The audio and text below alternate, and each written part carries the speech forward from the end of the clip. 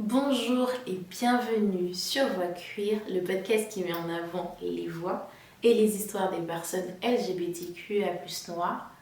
Dans ce premier épisode, j'ai l'honneur et le plaisir d'accueillir avec moi un couple qui fait vibrer les réseaux, notamment sur TikTok et YouTube.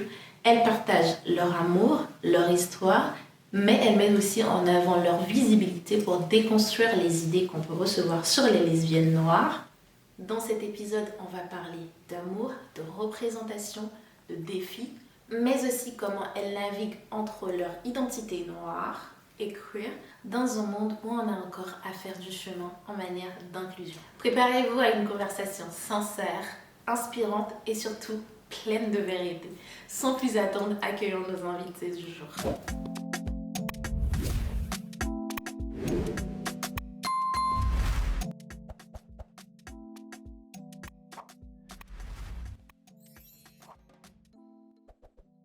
Bonjour Izzy, bonjour Amdi, bienvenue sur Voix Queer. Bonjour.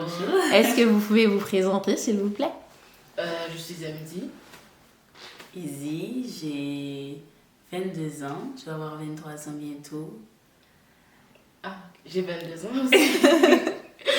Et on est un couple queer. Comment vous vous êtes rencontrés?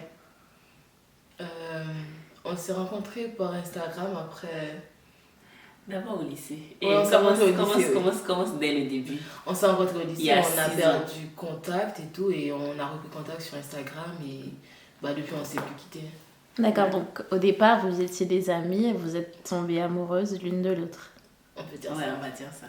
Très bien. Et ça fait combien de temps officiellement vous êtes en couple? Officiellement, ça fait 2 ans.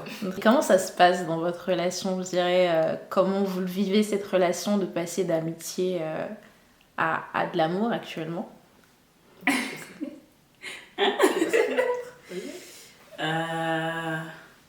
En fait, moi je t'ai jamais vraiment vu comme une amie, donc pour moi c'est juste, on est juste là où on devait être, tu vois. Parce que moi j'ai toujours attendu ça. Au début c'est toi qui forçais l'amitié. Moi, c'est comme sortir avec sa meilleure amie, quoi. Genre, je sais pas, c'est bizarre au début, mais en vrai, ça va, ça le fait. En ce qui concerne votre coming out, comment ça s'est passé au niveau de vos familles? Est-ce que ça s'est hyper bien passé ou ça s'est très mal passé ou vraiment votre famille a pu accepter ou bien ils le comprennent, ils respectent votre décision? Comment ça s'est passé?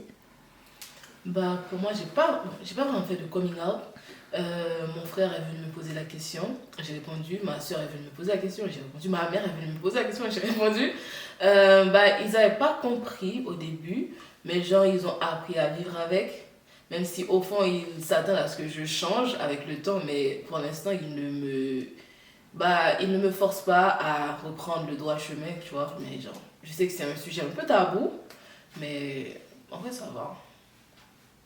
Alors moi, j'ai fait mon coming out quand j'étais en couple avec MD. Mais coming out, j'étais pas en mode oui, maman, je t'annonce, je suis lesbienne. J'étais plus en mode oui, j'aime MD. Et pas amicalement. Et au début, même pas au début en fait. Pour ma mère aime beaucoup MD, mais en tant qu'elle la voit comme ma meilleure amie. Et refuse de la voir comme ce qu'on est, un couple, voilà, comme un partenaire et tout. Et sinon, après, le reste de ma famille, ils l'ont su via TikTok. Nos vidéos sur TikTok, elle me dit Izzy, on poste tout le temps et tout, et ils ont vu dessus, et j'ai pas eu d'explication à donner.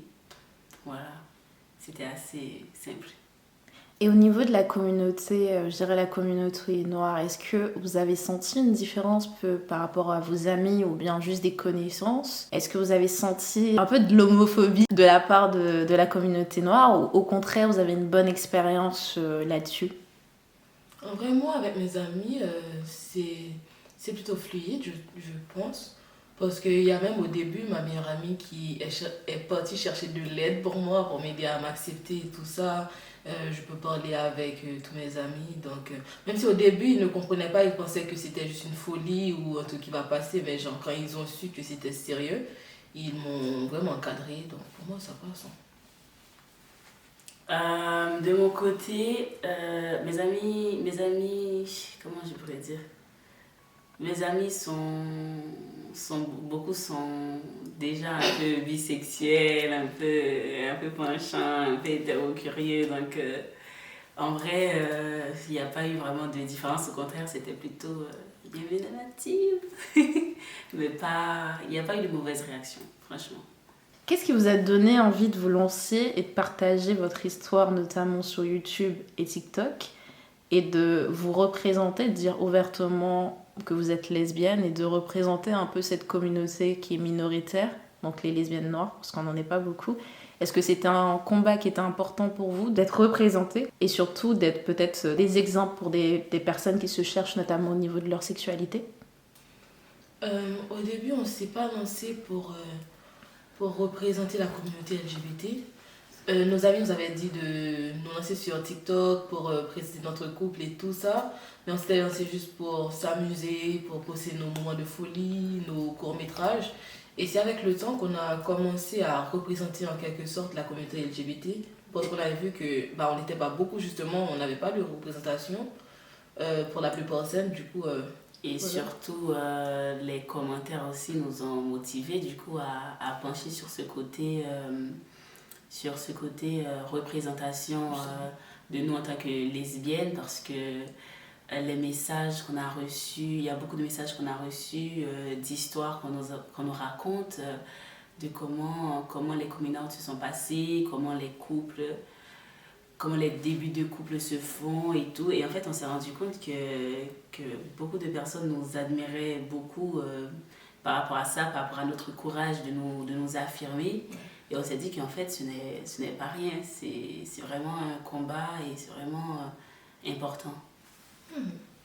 Comment vous gérez notamment ces commentaires négatifs? Est-ce que ça vous touche? Parce qu'en tant que lesbienne, en général, on a tendance à avoir beaucoup de commentaires qui reviennent au niveau de la religion. Donc je ne sais pas si vous êtes concerné par ce sujet-là, mais comment vous gérez tous ces commentaires qui sont peut-être intrusifs dans votre vie personnelle, au niveau de votre sexualité, même des commentaires au niveau de votre intimité sexuelle? Comment vous gérez tout ça? Au début, pour moi, c'était dur. Parce que les gens, ils mettaient des commentaires gratuits comme ça qui m'injuriaient, qui me maudissaient et tout ça. Avant, je comprenais pas. Je me disais que ouais, la personne ne me connaît pas et il pense ça de moi. Il pense que je devrais, en fait, que je fais pire que tuer quelqu'un juste parce que j'aime une femme et tout. Du coup, ça m'avait mené à une sorte de mini-dépression. Mais avec le temps, justement, j'ai appris que les gens là, ils ne me connaissent pas, ils n'ont aucune envie de me connaître. Et du coup, je m'en fous de ce qu'ils ont à dire de moi ou pas. Donc, j'ai mis une certaine distance entre ces commentaires et mon mental, comme ça, voilà quoi. Moi, ça m'a plus mené à une sorte de révolte. Ces commentaires, je les aime pas, je les comprends pas, et surtout, j'ai l'impression que ces personnes ont des dogmes. En fait, ça me fait plus pitié d'eux qu'autre chose, parce que à partir du moment où tu trouves ça normal d'insulter, de mépriser, de dire des choses horribles par rapport à une personne que tu ne connais pas, que tu ne connaîtras peut-être jamais, que tu n'as jamais vue, par rapport à sa relation que tu ne connais pas non plus, que tu ne vis pas, et surtout qui n'a aucun rapport à toi, qui ne te concerne pas, je trouve ça totalement méprisable. Moi, ça me révolte. Limite, ces gens-là, je les vois comme, je sais pas, comme des mal éduqués. Et moi, au départ, j'étais plutôt rentrée dans ce mood de les éduquer. Ça veut dire leur montrer ce que je ressens, leur montrer que ce n'est pas une mauvaise chose, leur montrer que moi je vis bien avec, comme eux ils sont pas obligés, tant qu'ils ne le vivent pas, enfin ils ne sont pas obligés d'être lesbiennes pour m'accepter ou pour quoi que ce soit. Il n'y a pas à m'accepter, il n'y a pas à être d'accord ou non, parce que j'ai beaucoup reçu de commentaires comme oui je vous aime beaucoup mais je suis pas d'accord. Il n'y a pas à être d'accord ou non. C'est pas un truc où on peut poser son avis ou ne pas poser son avis, c'est juste un fait. Et si t'aimes pas voir ça, tu sweeps. Si t'aimes voir ça, tu regardes. Mais c'est pas... Il y a pas d'avis à poser. Et en fait, c'est juste révoltant et c'est ça aussi qui m'a fait m'assumer encore plus publiquement. Ça m'a fait plutôt l'effet inverse, tu vois, parce que je me dis que moi, là où je suis plutôt, je vis dans une situation plutôt saine, dans le sens où je vis avec MD, je ne rencontre pas beaucoup d'homophobie parce que déjà je suis en France et aussi que les gens n'osent pas trop.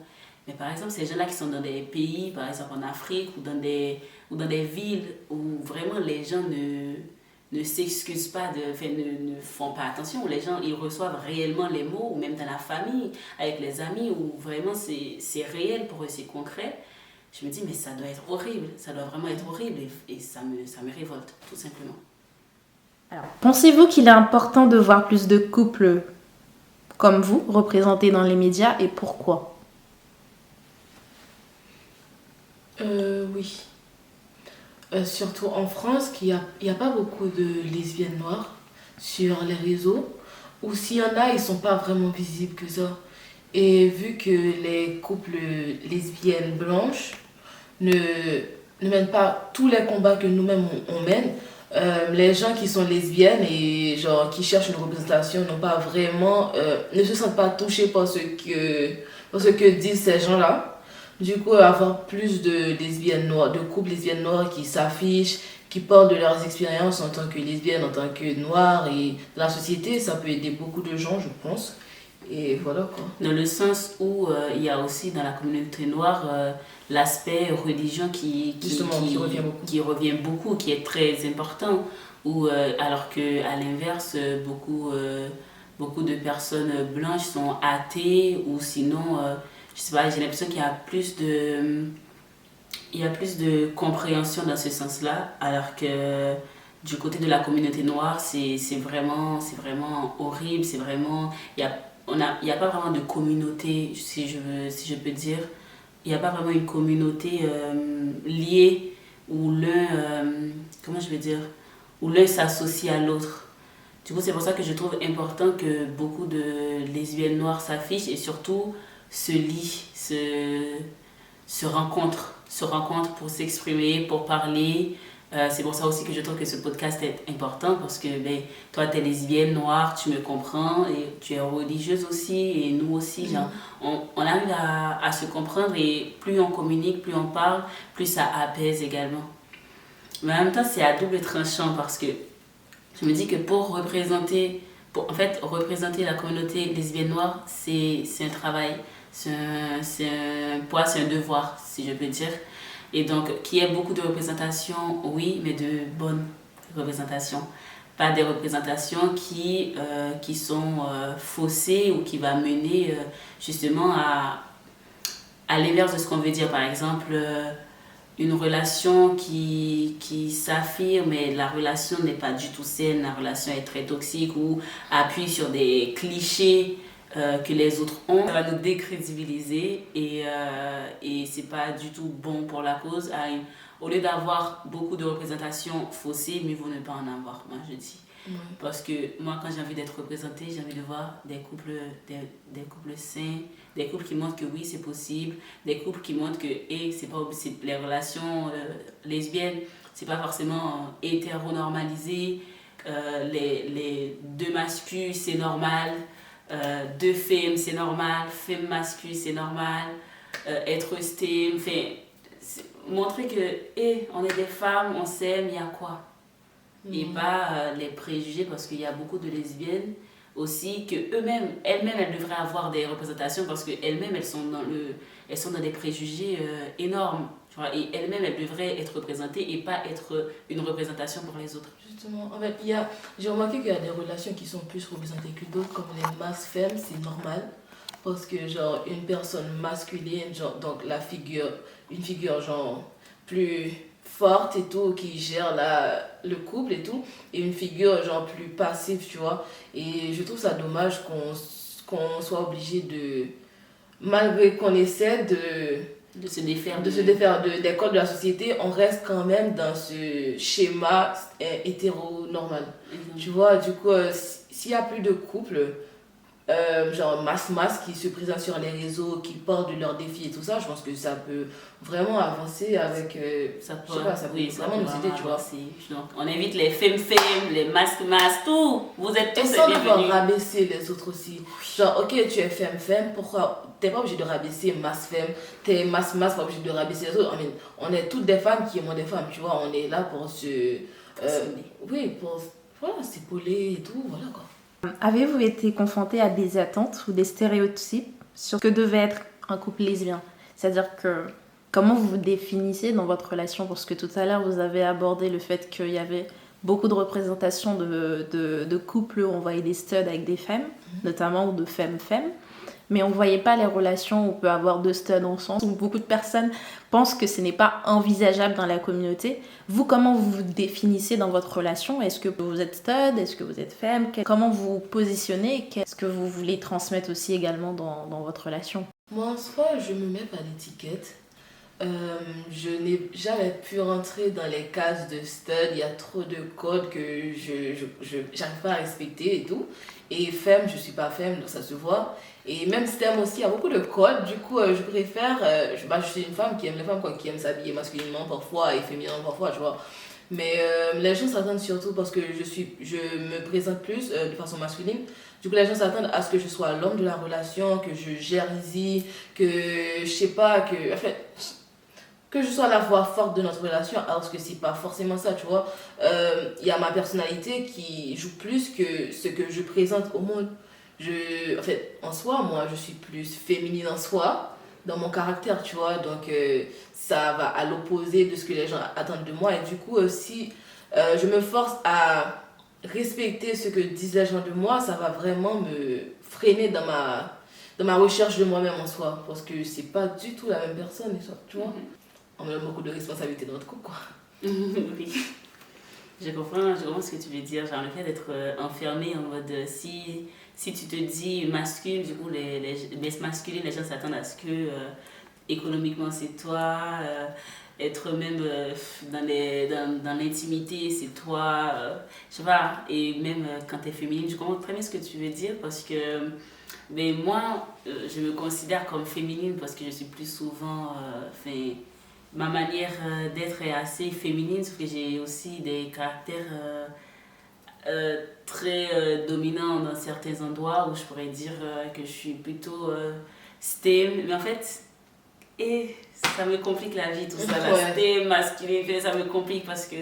Vous êtes juste un couple lesbienne? Voilà, juste parce de femmes. que je me suis déjà enfermée dans la case de... J'ai déjà été enfermée dans la catégorie de femme.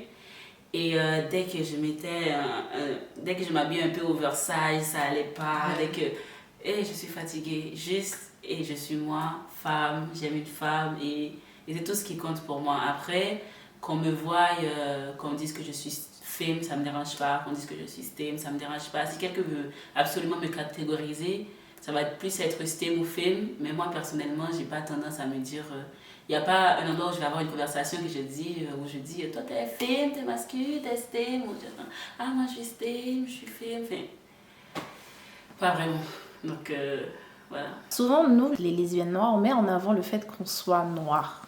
Et souvent, il y a des communautés qui disent en fait, pourquoi vous ne représentez pas juste le fait d'être lesbienne? Est-ce que pour vous, le fait de notifier qu'on est noir également autant qu'être lesbienne, est-ce que ça a une importance particulière dans la société actuelle? Ouais, c'est comme on a dit tout à l'heure, c'est un tout autre combat. Parce que dans la société noire, tout le monde dit que c'est pas normal d'aimer une femme en étant une femme et tout, parce qu'on est plus centré sur la religion en soi, on voit ce que dit la Bible, homme, femme et tout ça. Et genre, il y a aussi notre rapport avec la famille qui n'est... En fait, je dis pas que c'est pas pareil avec les blancs, mais genre, il y a un certain décalage où dans notre société en soi, on a une certaine obligation forcée de rester avec notre famille, d'aimer notre famille malgré tout. Du coup, on n'arrive pas à se défaire de ce lien qui peut être parfois toxique pour notre sexualité en soi. Du coup, représenter la communauté noire, c'est plus important que représenter la communauté lesbienne pour nous en soi, je vois. Oui, parce que Noir, être noir, c'est un combat, déjà. Ouais. Noir et lesbienne, c'est 2 combats. Attends. Noire, lesbienne, religieuse et... Pardon. C'est pas la même chose. J'aurais préféré, par exemple, être dans une famille athée où personne ne croit à la religion et être lesbienne où, par exemple, il y aurait pas les menaces de l'enfer, les menaces parce que le poids de la famille aussi, le poids comment on a été éduqué par rapport aux religions, c'est tellement ancré que cette culpabilité de ne pas être comme la famille voudrait, de décevoir, c'est vraiment un poids énorme. C'est vraiment un poids énorme. Et surtout, dans les communautés noires, le lien les uns entre les autres, le lien famille et enfant, c'est très complexe, on va dire, parce que, par exemple, on ne quitte pas la famille à 18 ans. C'est pas pareil. C'est un truc, comment dire, il y a des personnes qui disent oui, c'est un truc de l'Europe. Tu vois, parce que ben, la famille, c'est la famille. À 24 ans, t'es chez tes parents. À 24 ans, tes parents ont du poids sur toi. C'est Non, pas ils pareil. ont encore le droit de te traiter comme un enfant, même quand même si t'as 30 ans ou pas. Même si t'as 30 ans, t'es encore sous leurs ordres, sous leur emprise. Et c'est difficile de se défaire de cette emprise-là. Donc c'est vraiment pas le même combat parce que moi, par exemple, quand j'ai des représentations, j'ai déjà eu des représentations des personnes blanches ou qui ont été élevées en Europe toute leur vie. Et ces représentations-là, je me sentais pas comprise avant.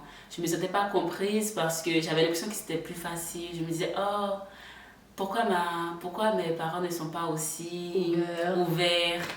Ou Pourquoi aussi, ok, c'est plus facile. En fait, c'est tellement facile de se lever et de dire, ouais, je me casse de la maison. Oui, c'est vraiment facile de se casser. Puis après, c'est peut-être aussi des préjugés qu'on a, des stéréotypes par rapport à ce qu'on voit, tu vois. Justement, Mais n'empêche que je me sentais pas représentée. Je sentais pas mon combat pris en main. Alors que lorsque j'ai commencé à avoir des couples noirs s'afficher, là, j'étais en mode, ah oui, mais c'est possible d'être noir.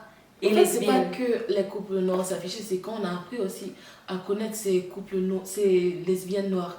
Parce que dernièrement, quand on parlait aux filles, là, on a compris que, genre, en fait, il y a des choses qui sont vraiment réelles dans la communauté lesbienne noire, mais dont on ne parle pas vraiment, comme le lien avec la famille, qu'on n'arrive pas à casser et tout, même quand ça nous tue et tout, les liens avec la religion, en fait, la société et tout ça, genre, en fait, je sais pas, c'est plus réel quand tu parles vraiment avec la personne que quand tu vois, tu vois. Et surtout, il y a beaucoup de familles noires qui sont prêtes à choisir leurs convictions à leurs enfants. Justement. Qui sont prêts, coûte que coûte, c'est leurs convictions d'abord. Notamment en revenant, on parlait de la communauté noire et de l'acceptation. S'il y avait des jeunes, par exemple mineurs actuellement, ou bien des personnes queer qui se posent la question sur leur sexualité, notamment leur coming out, quels conseils vous leur donnerez du moins de votre expérience en tant que personne actuellement qui a fait le coming out, même si ça s'est pas bien passé, qui s'affirme actuellement? Quels conseils que vous leur donnerez et quels conseils notamment que vous donnerez à leur âge actuellement, si vous aviez leur âge? Les mineurs. Oui. Noirs. Oui. C'est mieux de se taire. Non, en vrai, c'est mieux parce que, genre, si t'es pas indépendant, à quoi ça sert de dire à tes parents qui te nourrissent, en fait, t'es sous leurs ailes, quoi, t'es sous leur responsabilité en soi. Donc, aller leur dire que tu es différent de l'image qu'ils ont de toi, ça va plus te causer du tort qu'autre chose, tu vois. Tu vas devoir mener un 4e combat en plus de tout ce que tu as mené là déjà, tu vois. Je sais pas, c'est mieux de... Tant que, moi j'ai toujours dit, tant que tu n'es pas dans une relation sérieuse, stable, hors de chez tes parents, où ça va vraiment être sérieux, où tu sais vraiment, tu es sûr à 100% que c'est la personne, t'es pas obligé. Pourquoi tu te sentais pas obligé de... En fait, c'est vraiment si ça t'étouffe, si c'est un poids pour toi de garder le secret et que tu as vraiment envie d'en parler, pourquoi pas. Mais il faut aussi être préparé à tout. Il ne faut pas suivre les émotions non plus, il faut réfléchir en soi. Parce que oui, j'ai envie d'en parler, j'ai envie de crier au monde que j'aime les femmes et tout, nanana. Mais il y a aussi, genre, la société, t'es obligé de travailler, d'avoir de l'argent pour manger, d'aller à l'école, tout ça, nanana. Et c'est tes parents qui s'en occupent. Donc, t'opposer comme ça à eux, parce que t'es sous leur toit et tout, tu peux rien faire sans eux, je trouve que c'est un peu pas réfléchi. C'est pas réfléchi. Et pour quelqu'un par exemple qui est majeur, il y a la possibilité mais qui se trouve dans un pays où l'homosexualité n'est pas forcément acceptée. Quel conseil que vous donnerez à cette personne-là notamment? Par exemple en Haïti ou même en Afrique? En vrai, ça va dépendre. La personne, en fait, si elle fait son coming out, peut-être que ça aiderait d'autres personnes à le faire. Oui. Mais ça la met quand même en danger. Parce que, genre, dans un pays où les gens voient ça comme une. Je sais pas, comme une maladie qu'il faut éradiquer pour pas qu'elle infecte d'autres personnes et tout, genre, c'est dur quand même, je trouve. Moi, je dirais peut-être de se construire des communautés. Par exemple, de chercher à rencontrer d'autres personnes qui Mais c'est est... difficile quand même, comment savoir si tout le monde fait semblant? Je comprends ce que tu dis. C'est pour ça qu'il faut toujours des... Ouais, ça revient à la représentation. Il faudrait toujours des représentations parce que ce qui serait bien, c'est que ces gens se rencontrent. Parce que plus tu rencontres des personnes de ta communauté, plus c'est plus simple, c'est plus facile de t'émanciper, de t'assumer. Parce que si tu es seul dans un quartier où t'es lesbienne et tout le monde... T'as l'impression que tout le monde est hétéro. T'as l'impression que tout le monde est hétéro et surtout t'as déjà entendu des trucs horribles qui se font aux personnes lesbiennes. Moi je dis en vrai, tu vas pas mettre... la cause est très importante, mais moi je vais conseiller à personne de mettre sa vie en danger pour la cause. Ce que je vais conseiller plutôt c'est de faire en sorte de changer de lieu. Tout simplement de faire en sorte, après c'est facile à dire, tu vois, c'est plus facile à dire parce que sortir d'un pays à un autre ou dire telle ville à côté c'est accepté, c'est très difficile. C'est vraiment très difficile de donner un conseil comme ça. Je pense que c'est vraiment une organisation qu'il faudrait pour trouver des solutions à ça parce que c'est vraiment difficile. Au final, il faut suivre son instinct, quoi. Bon.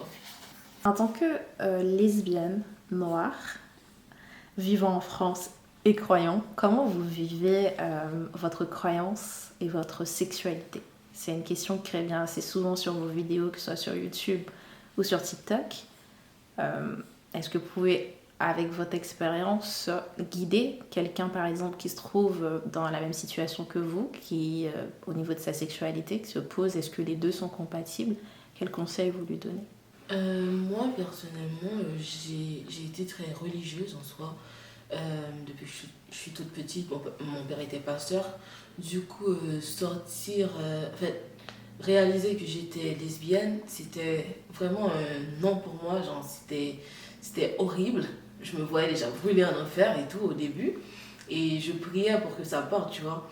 Mais avec le temps, j'essaie de construire, d'enlever la religion dans ma sur des choses et tout, mais genre créer une relation avec Dieu en soi, parce que la religion c'est en grande partie ce que disent les hommes, tu vois. Les hommes te jugent, ne fais pas ça, ne fais pas des trucs, et ils prennent des versets hors contexte parfois pour justifier ce qu'ils disent. Mais ce qui fait que toi-même en soi t'as peur d'aller parler directement à Dieu, de créer une relation avec lui, alors que c'est ça l'essentiel, tu vois. Et du coup, j'essaie de me défaire de ce que disent les hommes en soi pour créer ma propre relation avec Dieu. Je peux pas vraiment conseiller d'autres personnes dans la même situation que moi, parce que chaque personne a son rapport avec Dieu, son rapport avec la religion en soi, et je sais pas, l'important c'est se défaire des hommes, de la vision des hommes, d'avoir peur des critiques des hommes surtout, parce que genre en général les gens disent ouais, ok, je veux pas m'afficher en public parce que telle personne de l'église peut me voir, mais en fait tu n'essaies pas d'impressionner les hommes, mais Dieu. Donc, en fait, Dieu te voit. Genre, pourquoi tu te caches pour les hommes en soi? Genre, tu devrais te cacher pour Dieu.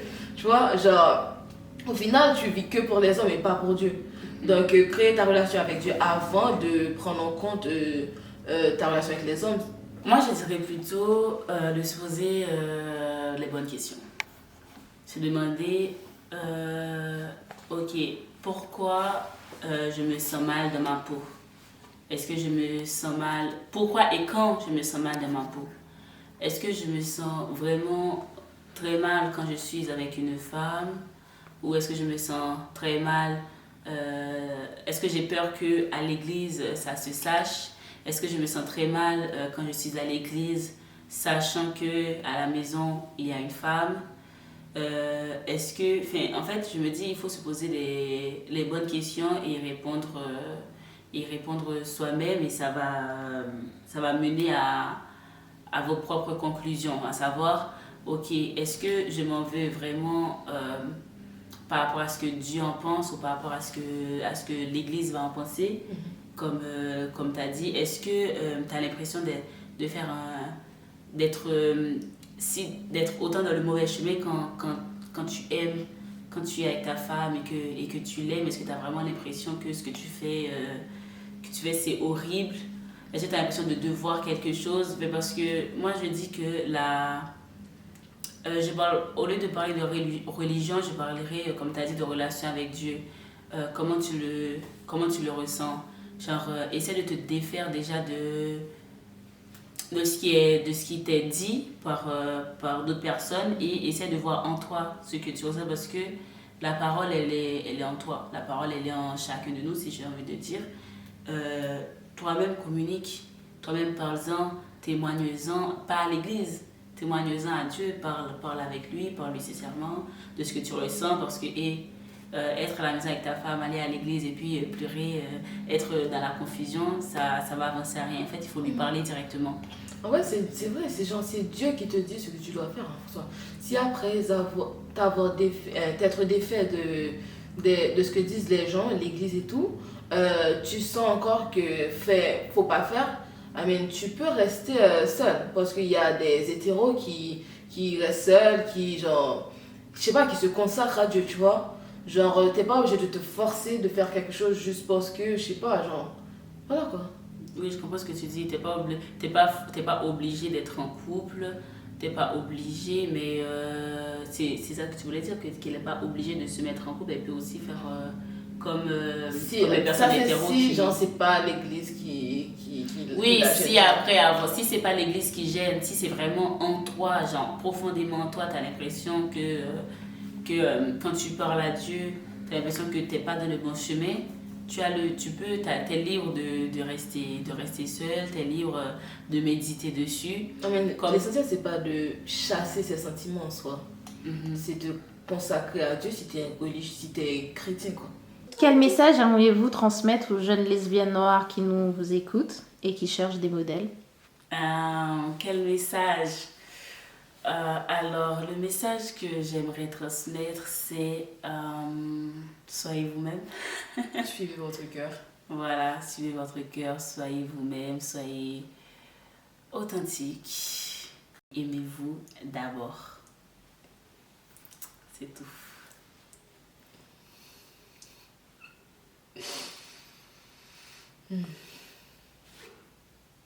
Voilà.